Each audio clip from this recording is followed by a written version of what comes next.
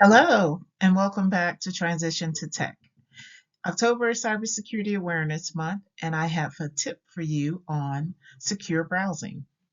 Keep your web browser and plugins updated and patched with the latest security patches.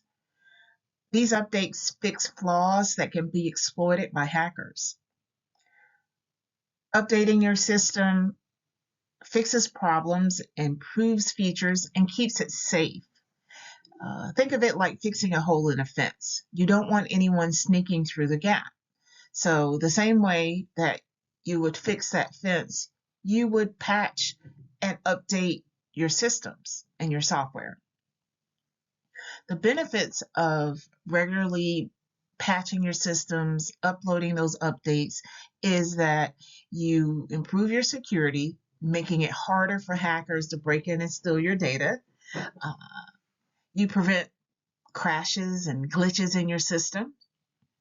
And you may be actually uploading new features and functionality through those patches and updates that get sent to you. So there could be cool new features or improvements to your most used programs. And then it's better performance. These patches may update your software to run faster and maybe fix an issue with a previous code or previous version. So stay up to date, install the patches, and help keep yourself and your devices secure, efficient, and up to date.